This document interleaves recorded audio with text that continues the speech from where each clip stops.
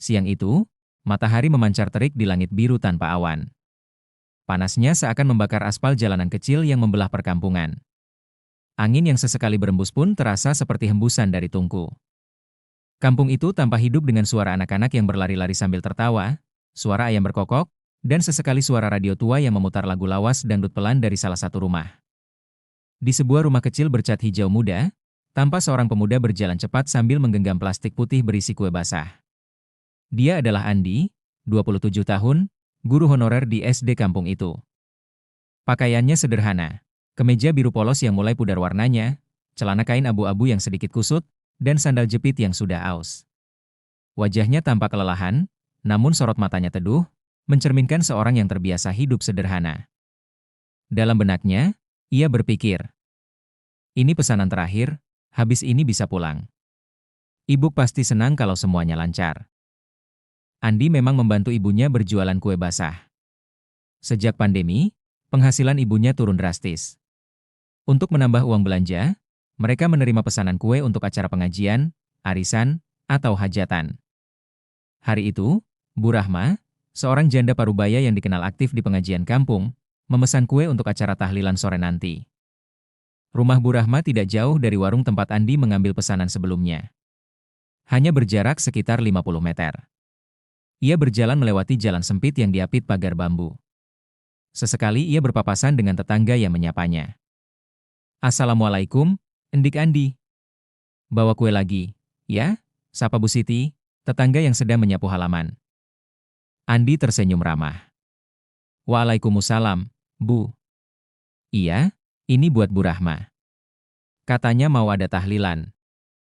Wah, pantesan dari tadi nggak kelihatan, Bu Rahma sibuk kali ya di dalam. Andi hanya mengangguk sambil melanjutkan langkah. Di dalam hatinya, ia merasa lega karena sebentar lagi pekerjaannya selesai. Akhirnya, ia tiba di depan rumah sederhana itu.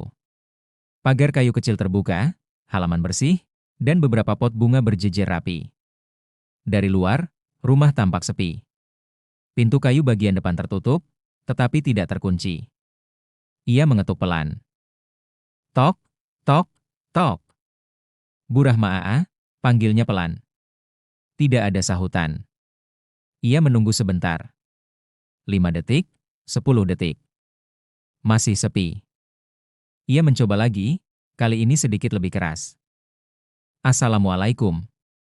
Bu Rahma Aa. Tetap hening. Hanya terdengar suara kipas angin dari dalam rumah. Andi menoleh ke kanan dan kiri. Jalanan sepi, hanya ada seekor kucing belang yang melintas. Ia menarik napas panjang. Dalam benaknya muncul pikiran. Ah, mungkin Bu Rahma lagi di dapur atau kamar mandi. Pintu juga nggak dikunci. Kalau kue ini nggak segera saya taruh, nanti keburu cair kuahnya. Lagi pula, saya cuma mau taruh di meja ruang tamu sebentar. Ia pun mendorong pintu pelan-pelan. Krek! Pintu berderit pelan, membuka sedikit celah. Dari celah itu, terlihat ruang tamu sederhana dengan sofa kain bermotif bunga dan meja kayu kecil di tengah. Tidak ada orang. Hening. Andi melangkah masuk. Suara sandal jepitnya beradu pelan dengan lantai keramik. Aroma masakan sayur asam samar tercium, bercampur wangi sabun mandi. Ruangan terasa dingin, mungkin karena kipas angin yang berputar di langit-langit. Ia hendak meletakkan plastik berisi kue di meja ruang tamu. Namun baru saja ia membungkuk, tiba-tiba terdengar suara pintu kamar terbuka. Krek! Suara itu begitu jelas. Andi sontak mendongak. Dari arah koridor, muncul sosok Bu Rahma. Rambutnya basah, meneteskan air. Ia hanya mengenakan kain sarung yang dililit seadanya menutupi tubuhnya. Bahu dan sebagian dadanya terlihat. Aurat yang seharusnya tertutup kini tersingkap tanpa sengaja. Wajah Andi seketika memanas. Jantungnya berdegup kencang. Napasnya tercekat. Ya Allah, astagfirullah, ini, kenapa jadi begini? Bu Rahma pun terkejut setengah mati. Matanya membelalak, mulutnya spontan berteriak. Astagfirullah. Andi? Suaranya melengking, bercampur antara kaget, marah, dan malu. Ia berusaha menutup tubuhnya dengan tangan sambil mundur ke belakang. Wajahnya memerah, tubuhnya gemetar. Apa yang kamu lakukan di sini? Masuk rumah orang tanpa izin? Andi gugup, lidahnya keluh. Bebu, saya cuma mau taruh kue. Saya kira. Bunga apa-apa kalau saya. Keluar. Sekarang juga, teriak Bu Rahma dengan suara bergetar. Andi menunduk dalam-dalam, meletakkan plastik kue di meja dengan tangan gemetar, lalu berlari keluar rumah. Napasnya terengah, keringat dingin membasahi pelipis. Dalam hati ia menjerit. Ya Allah, apa yang sudah kulakukan? Sore itu, matahari mulai condong ke barat, memantulkan sinarnya ke genteng-genteng rumah. Angin sore yang lembut berembus, membawa aroma tanah basah dari kebun belakang rumah warga. Namun, di balik suasana kampung yang tampak tenang, ada sesuatu yang bergolak, gosip panas yang mulai merebak seperti api kecil yang menyulut jerami kering. Di warung Bu Siti, tempat favorit warga untuk sekadar duduk dan berbincang, beberapa ibu-ibu sudah berkumpul. Mereka memegang gelas teh hangat dan pisang goreng, sambil bisik-bisik. Suara mereka lirih, tetapi penuh semangat. Bu, kalian udah dengar belum? Bisik Bu Ati, matanya berkilat penuh penasaran. Dengar apa, Bu? Tanya Bu Siti sambil meracik kopi. Katanya si Andi, masuk rumah Bu Rahma tanpa izin. Dan, astagfirullah, katanya Bu Rahma habis mandi, nggak pakai baju lengkap. Suara Bu Ati merendah, tapi cukup jelas untuk memancing kehebohan kecil. Bu Siti terperanjat, mulutnya terbuka. Ya Allah, beneran, Bu? Jangan sampai fitnah lo ini. Bukan fitnah, Bu. Tadi saya lihat sendiri Bu Rahma keluar rumah mukanya merah banget, kayak habis marah besar. Terus si Andi lari terbirit-birit, mukanya pucat. Kalau nggak salah, dia sampai jatuh sendal. Ibu-ibu lain saling pandang, ekspresi mereka campur aduk antara kaget, penasaran, dan, jujur saja, sedikit menikmati sensasi gosip itu. Suasana yang tadinya santai kini berubah menjadi bisik-bisik panas. Kalimat-kalimat seperti, astagfirullah, zaman sekarang ya, masak sampai segitunya, meluncur dari bibir mereka. Sementara itu, Andi berjalan cepat dengan kepala tertunduk. Keringat dingin membasahi lehernya, meski angin sore sejuk. Ia menahan napas berat saat melewati beberapa tetangga yang menatapnya dengan pandangan aneh, campuran heran dan curiga. Sesampainya di rumah, ia meletakkan sendalnya sembarangan dan langsung masuk ke ruang tengah. Ibunya, Bu Nur, sedang duduk di tikar sambil menyiangi sayuran. Wajahnya teduh, namun saat melihat anaknya datang dengan wajah pucat dan napas tersengal, matanya memicing curiga. Andi, kenapa wajahmu begitu? Kayak dikejar setan, tanyanya dengan nada khawatir. Andi mencoba tersenyum, tapi bibirnya kaku. Enggak, Bu, cuma capek. Namun, sebelum ia sempat duduk, suara pintu pagar berderit. Bu Siti muncul di ambang pintu dengan wajah serius. Assalamualaikum. Waalaikumsalam, jawab Bu Nur, sedikit bingung. Loh, ada apa, Bu? Bu Siti menatap Andi sebentar, lalu menoleh ke Bu Nur. Suaranya pelan, tapi syarat makna. Bu, maaf ya kalau saya lancang. Tadi saya dengar, Andi masuk rumah Bu Rahma tanpa izin? Bener nggak, Bu? Wajah Bu Nur langsung pucat. Ia menoleh ke Andi dengan tatapan tajam, tatapan seorang ibu yang campuran antara kaget, marah, dan cemas. Andi, apa maksudnya ini? Andi tertunduk, napasnya tercekat. Bu, saya cuma mau taruh kue. Saya ketuk pintu, nggak ada jawaban. Pintu nggak dikunci, saya kira. Ya Allah, suaranya bergetar, matanya mulai basah. Bu Siti menghela napas panjang. Saya cuma khawatir, Bu, soalnya gosip udah mulai nyebar di luar. Takutnya fitnah besar. Ucapan itu menusuk hati Andi. Fitnah?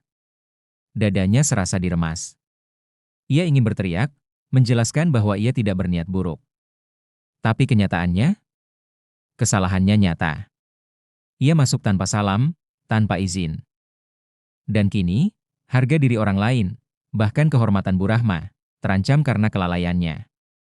Setelah Bu Siti pulang, suasana di ruang tengah sunyi. Hanya terdengar suara jam dinding berdetak. Bu Nur duduk tegak, menatap anaknya yang menunduk dalam-dalam. Andi, suaranya pelan, tapi dingin. Apa kamu lupa apa yang Allah ajarkan? Jangan masuk rumah orang lain sebelum izin dan memberi salam. Itu ada di Quran, nak. Quran Surat An-Nur ayat 27. Kamu ngerti nggak akibatnya? Aurat orang bisa kelihatan. Fitnah bisa muncul. Nama baik kita hancur. Air mata Andi jatuh. Bu, saya nggak ada niat jelek. Demi Allah, saya cuma mau antar kue. Kalau niatmu baik, caranya juga harus baik, Andi. Jangan sampai karena lalai, orang yang nggak salah ikut menanggung malu. Andi terisak, hatinya perih. Dalam kepalanya terbayang wajah Bu Rahma, ketakutan, marah, malu. Dan ia sadar, kesalahan kecil bisa membawa petaka besar. Malam itu, kampung kecil itu diselimuti kesunyian. Lampu-lampu jalan yang remang tampak seperti kunang-kunang raksasa di kejauhan. Suara jangkrik berpadu dengan lolongan anjing sesekali, menambah sepi yang menusuk hati. Di rumah sederhana yang dihuni Andi dan ibunya, suasana tidak kalah muram. Andi duduk bersila di ruang tengah, menatap gelap tanpa kata. Di hadapannya, Al-Quran terbuka di atas meja kecil. Ayat-ayat yang dulu ia baca dengan ringan, kini terasa menghujam dadanya. Matanya jatuh pada firman Allah. Hai orang-orang yang beriman, janganlah kamu memasuki rumah yang bukan rumahmu sebelum meminta izin dan memberi salam kepada penghuninya. Yang demikian itu lebih baik bagimu agar kamu selalu ingat. Quran Surat An-Nur 27. Lidah Andi keluh. Ia membaca ayat itu berulang-ulang. Setiap kata seperti cambuk yang menyadarkannya betapa cerobohnya ia. Ya Allah, Engkau sudah peringatkan, tapi aku lengah. Aku sudah menyakiti orang yang tidak bersalah. Air matanya jatuh, membasahi halaman mushaf. Di sudut ruangan, Bu Nur menatap anaknya dengan raut sendu. Ia sudah menegur keras tadi sore, tapi hatinya sebagai ibu tidak tega melihat anaknya hancur dilanda rasa bersalah. Perlahan ia duduk di samping Andi, mengelus bahunya. Andi, suaranya lembut namun tegas. Kalau kamu benar-benar menyesal, jangan berhenti di sini. Datangi Bu Rahma. Minta maaf baik-baik. Jangan tunggu gosip jadi fitnah besar. Ingat, nak, menutup aib orang itu wajib, apalagi kalau kamu yang membuka pintu aib itu tanpa sengaja. Andi mengangguk pelan. Matanya bengkak karena tangis. Dalam hatinya, ada rasa takut, takut ditolak, takut dihakimi. Tapi ia tahu, diam hanya akan memperburuk keadaan. Esok paginya, udara kampung terasa dingin meski matahari sudah mulai naik. Burung-burung berkicau di pohon mangga depan rumah. Namun, bagi Andi, udara pagi itu justru menyesakan. Ia berdiri di depan cermin kecil di kamarnya, merapikan kemeja yang disetrika seadanya. Ya Allah, beri aku kekuatan. Jangan biarkan ini jadi fitnah yang lebih besar. Setelah salat duha, ia keluar rumah dengan langkah berat. Setiap langkah seperti memikul beban ratusan kilogram. Ia membawa seikat pisang dan sebungkus gula pasir, tradisi kecil untuk menunjukkan niat baik ketika meminta maaf. Jalan setapak menuju rumah Bu Rahma terasa panjang. Mata-mata tetangga yang melihatnya seakan menelisik tajam. Ada yang hanya melirik, ada pula yang saling berbisik. Andi menunduk dalam, menggigit bibir, menahan rasa malu yang membakar wajahnya. Di depan rumah Bu Rahma, ia berdiri kaku.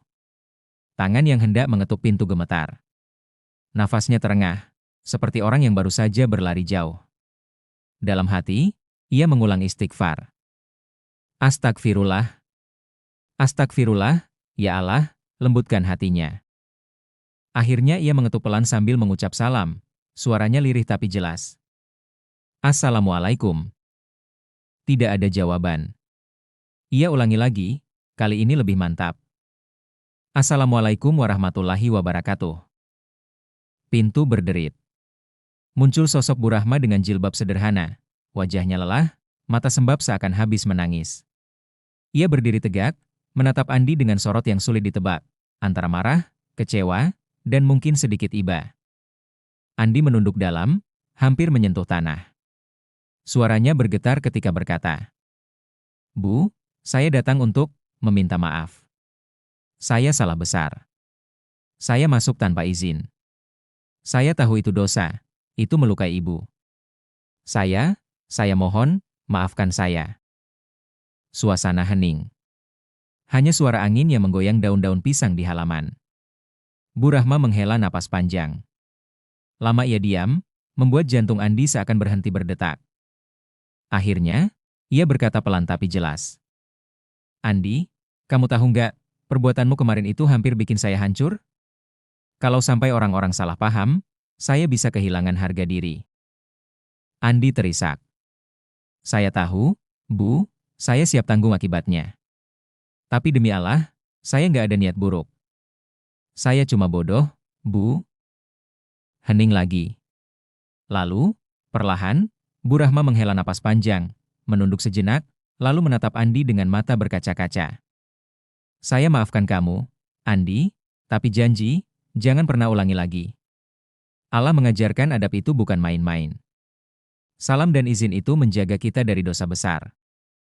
Andi langsung sujud di tanah, air matanya jatuh membasahi debu halaman. Terima kasih, Bu, terima kasih. Malam itu, langit kampung diselimuti awan tipis, bintang-bintang berkelip redup di balik gulungan mendung. Udara terasa lembab setelah hujan rintik sore tadi. Lampu-lampu bohlam yang tergantung di setiap teras rumah memancarkan cahaya kekuningan, menciptakan suasana hangat di tengah kesunyian malam. Di balai RT, warga mulai berdatangan. Malam ini adalah malam pengajian rutin setiap Kamis, sebuah tradisi yang sudah berjalan puluhan tahun. Tikar pandan digelar di lantai, karpet hijau diletakkan di depan tempat duduk ustaz. Bau wangi kopi dan pisang goreng menguar dari dapur kecil di sudut ruangan. Andi datang lebih awal. Dengan langkah pelan, ia masuk sambil menunduk. Di pundaknya terasa beban yang belum sepenuhnya hilang. Meski Bu Rahma sudah memaafkan, ia tahu gosip masih berputar di luar. Dalam hatinya, ia berdoa. Ya Allah, semoga malam ini Engkau jadikan pelajaran, bukan aib. Di ujung tikar, tampak Bu Rahma duduk mengenakan gamis hijau dan jilbab krem. Wajahnya tenang, jauh berbeda dari kemarahan yang pernah meledak 2 hari lalu. Namun sorot matanya masih menyimpan sedikit sisa luka. Ia menatap Andi sejenak. Andi menunduk dalam, lalu duduk bersila di barisan belakang. Setelah semua warga berkumpul, Pak RT, seorang pria berusia 50-an yang disegani, berdiri memberi salam. Assalamualaikum warahmatullahi wabarakatuh. Waalaikumsalam warahmatullahi wabarakatuh, sahut warga serempak. Pak RT membuka pengajian dengan suara mantap. Alhamdulillah, kita bisa berkumpul malam ini. Sebelum kita dengar ceramah dari Ustaz Hamid, izinkan saya bicara sebentar.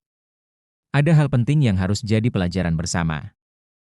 Ruangan mendadak hening. Mata-mata tertuju ke Pak RT, sebagian melirik ke Andi, seolah menebak arah pembicaraan. Andi merasakan jantungnya berdegup kencang, tapi ia menguatkan diri. Pak RT menarik napas panjang. Beberapa hari ini, ada kejadian yang bikin kita semua berpikir ulang soal adab. Tentang masuk ke rumah orang. Allah sudah ajarkan dalam Al-Quran, Surat An-Nur ayat 27. Hai orang-orang yang beriman, janganlah kamu memasuki rumah yang bukan rumahmu sebelum meminta izin dan memberi salam kepada penghuninya. Yang demikian itu lebih baik bagimu agar kamu selalu ingat. Suara Pak RT tegas, menekankan setiap kata. Sebagian warga mengangguk-angguk, ada pula yang menunduk, merasa pernah melanggar adab itu. Sebelum Pak RT melanjutkan, Andi mengangkat tangan pelan. Semua mata beralih padanya. Ia menelan ludah, lalu berdiri dengan tubuh sedikit gemetar. Suaranya parau ketika berkata, Assalamualaikum, saya Andi. Malam ini, saya mau bicara, karena saya yang salah. Ruangan mendadak senyap. Bahkan suara jangkrik di luar seolah lenyap. Andi melanjutkan, 2 hari lalu, saya masuk rumah Bu Rahma tanpa izin. Saya ketuk, saya salam, tapi nggak ada jawaban. Pintu nggak dikunci. Saya kira nggak apa-apa masuk sebentar untuk taruh kue. Tapi saya salah. Sangat salah. Karena saat itu, saya melihat sesuatu yang nggak pantas saya lihat. Aurat Bu Rahma tersingkap karena saya masuk sembarangan. Suara Andi bergetar, air matanya menetes. Saya sudah minta maaf sama Bu Rahma, dan beliau memaafkan. Tapi saya nggak mau kesalahan ini jadi fitnah. Saya ingin semua tahu bahwa saya yang salah. Dan saya nggak mau ada orang lain mengulangi kesalahan ini. Suara Ishak terdengar dari sudut ruangan. Beberapa ibu-ibu menunduk, terharu melihat keberanian Andi. Pak RT menatapnya dengan mata berkaca-kaca. Pelan-pelan, Bu Rahma berdiri. Wajahnya lembut, suara tenangnya terdengar jelas. Saya juga mau bicara. Waktu itu saya kaget, marah, dan malu. Tapi setelah saya renungkan, saya sadar ini ujian untuk kita semua. Allah kasih peringatan supaya kita hati-hati. Karena kalau aura tersingkap dan jadi bahan gosip, dosa kita berlipat. Ia menoleh ke Andi, lalu ke seluruh warga. Saya maafkan Andi. Dan saya minta, jangan ada yang menyebar gosip lagi. Fitnah itu lebih kejam dari pembunuhan. Mari kita jadikan ini pelajaran. Suasana berubah haru. Beberapa orang mengusap air mata. Pak RT menepuk pundak Andi. Nah Andi, kamu sudah beri contoh keberanian. Kamu salah, kamu akui. Itu laki-laki sejati. Fajar menyingsing perlahan. Langit timur mulai memerah, disapu cahaya jingga yang lembut. Kokok ayam bersahut-sahutan, menandai kehidupan baru yang dimulai di kampung itu. Udara pagi masih dingin, menusuk kulit, tapi aroma tanah basah setelah hujan semalam membawa rasa damai. Di rumah kecil bercat hijau muda, Andi duduk di serambi, memeluk lutut. Di depannya, secangkir teh panas mengepul pelan. Matanya memandang jauh, mengikuti cahaya matahari yang menembus dedaunan pisang. Wajahnya terlihat tenang, jauh berbeda dari 2 hari lalu yang penuh rasa malu dan cemas. Di sampingnya, Bu Nur datang membawa piring kecil berisi singkong rebus. Ia duduk, menatap anaknya dengan senyum hangat, senyum seorang ibu yang bangga sekaligus lega. Andi, panggilnya lembut. Andi menoleh, matanya berbinar meski masih tampak sisa letih. Ya, Bu. Semalam kamu berani mengakui kesalahan di depan warga. Itu nggak semua orang bisa lakukan, Nak. Ibu bangga. Kamu jatuh, tapi kamu bangkit dengan terhormat. Andi menunduk, menahan haru. Saya cuma nggak mau dosa saya jadi beban orang lain, Bu. Saya sudah bikin Bu Rahma malu. Saya hampir membuka aibnya. Padahal Allah larang keras itu. Bu Nur mengelus bahunya. Yang penting kamu sadar. Ingat, Nak, setiap aturan Allah itu bukan untuk membatasi kita, tapi melindungi kita.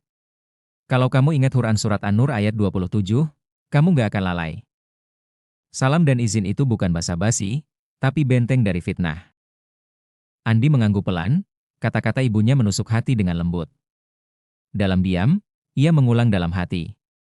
Hai orang-orang yang beriman, janganlah kamu memasuki rumah yang bukan rumahmu sebelum meminta izin dan memberi salam kepada penghuninya. Yang demikian itu lebih baik bagimu agar kamu selalu ingat. Quran Surat An-Nur 27. Hari-hari berikutnya, Andi berubah. Setiap kali hendak bertamu, ia selalu mengetuk pintu dengan sabar, lalu mengucapkan salam dengan suara lantang. Assalamualaikum, boleh saya masuk? Jika tidak ada jawaban, ia memilih menunggu atau pulang. Ia tak lagi mengambil jalan pintas yang dulu ia anggap sepele. Ia paham, satu langkah kecil yang salah bisa meruntuhkan kehormatan orang lain dan dirinya sendiri. Perubahan Andi menjadi buah bibir warga, bukan sebagai bahan gosip, tapi sebagai teladan. Bahkan, pengajian minggu berikutnya membahas khusus tentang adab bertamu dalam Islam. Ustaz Hamid menegaskan, salam bukan hanya kata-kata, tapi doa. Izin bukan formalitas, tapi penjaga kehormatan. Siapa yang meremehkannya, bersiap menanggung akibatnya. Sementara itu, Bu Rahma juga menemukan ketenangan. Ia sempat dihantui rasa malu, takut jadi bahan fitnah. Tapi kini, ia justru bersyukur. Kejadian itu menjadi pelajaran bagi seluruh warga. Tidak ada permusuhan, tidak ada dendam. Yang ada hanyalah rasa syukur karena Allah masih menutup aib mereka. Di setiap doa setelah salat, ia mengucap lirih. Ya Allah, terima kasih Engkau jaga kehormatanku. Jadikan ini pengingat untukku agar lebih hati-hati, dan jadikan Andi hamba MU yang lebih taat. Senja kembali datang di kampung itu. Langit memerah, burung-burung pulang ke sarang. Di masjid kecil, suara azan maghrib berkumandang, memanggil manusia untuk sujud. Di langkah-langkah Andi menuju masjid, Ada keyakinan baru. Adab bukan hal kecil. Ia adalah benteng besar yang Allah pasang untuk kita. Jika kita langgar, kehancuran menunggu. Tapi jika kita taati, ketenangan akan selalu bersama kita. Dan di balik itu semua, satu ayat terus berputar di benaknya, menjadi pengingat seumur hidup. Hai orang-orang yang beriman, janganlah kamu memasuki rumah yang bukan rumahmu sebelum meminta izin dan memberi salam kepada penghuninya. Yang demikian itu lebih baik bagimu agar kamu selalu ingat. Quran Surat An-Nur 27